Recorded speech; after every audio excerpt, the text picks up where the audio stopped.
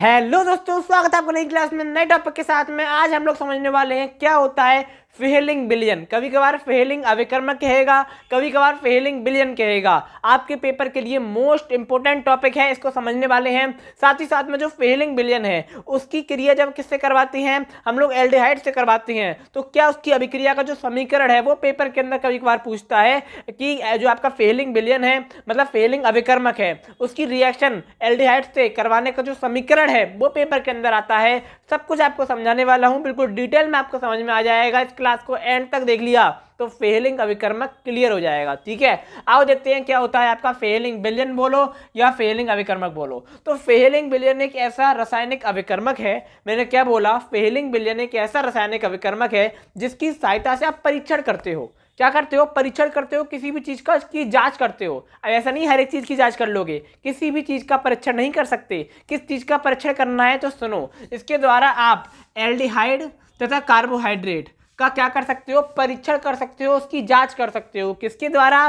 Fehling billion के द्वारा या फेलिंग अविकर्मक के द्वारा आप एल्डिहाइड या कार्बोहाइड्रेट का परीक्षण कर सकते हो। बस आपको इतना ही जानना है। अब इसका मेन पॉइंट पे आओ तो जो फेलिंग बिलियन होता है ये एल्डिहाइड से क्रिया करके क्यूप्रस ऑक्साइड का लाल अवक्षेप बनाता है। पेपर में कई बार पूछा गया है, बार बार पूछा गया है, इस बार भी क्या पता आ जाए कि जो फेलिंग बिलियन है वो एल्डिहाइड से जो क्रिया करता है उसका रासायनिक समीकरण। तो आपको पता होना चाहिए जो फेलिंग बिलियन है वो आपके एल्डिहाइड से क्रिया करके क्यूप्रस ऑक्साइड का लाल अवक्षेप बनाता है। अब ये जो फेलिंग बिलियन होता है इसका फॉर्मूला होता है CuO, ठीक है ना। ये फेलिंग अविकर्मक का फॉर्मूला होता है, ठीक है ना। किसका फॉर्मूला होता है? फेलिंग अविकर्मक का। क्या होता है?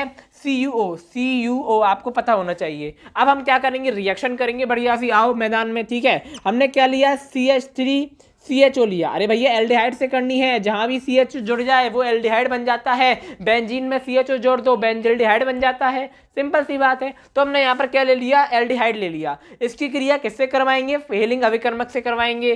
फेलिंग अविकर्मक क्या होता है? CuO होता है। तो CuO, और जब इसकी रिएक्शन होगी तो यहाँ पर क्या बनेगा आओ देखते हैं, बड़ा मजेदार है। ठीक है, तो यहाँ पर क्या होगा, यहाँ पर जब बनेगा यहाँ पर एक कार्बोक्सिलिक अम्ल बनेगा और आपका क्या बनेगा, और आपका क्यूप्रस ऑक्साइड का लाल अवक्षेप बनेगा। कैसे बनेगा वो देखो, यहाँ पर जो आपका CH3 है COOH, ठीक है, यहाँ पर क्या बन जाएगा CH3COOH। अब यहाँ पर क्या बनेगा आपका, जो आपका लाल अवक्षेप है क्यूप्रस ऑक्साइड का Cu2O। क्या? Cu2O, यही आपका क्या होता है? क्यूप्रस ऑक्साइड का लाल अवक्षेप होता है। क्या होता है? क्यूप्रस ऑक्साइड का लाल अवक्षेप होता है, जो कि आपको पता होना चाहिए। अभी रिएक्शन थोड़ी बैलेंस नहीं है, हम क्या करेंगे यहाँ पर एक 2 लगा देंगे, ठीक है। रिएक्शन आपकी कैसी हो जाएगी? संतुलित हो जाएगी। तो इस प्रकार से आपका फेलिंग बिलियन होता है। बिल्कुल सिंपल सा है, कुछ नहीं है। परीक्षण किया जाता है इसके द्वारा। किसका परीक्षण करोगे भैया? एल्डिहाइड का और कार्बोहाइड्रेट का परीक्षण कर लो। अगर रिएक्शन करनी है एल्डिहाइड से तो कर लो,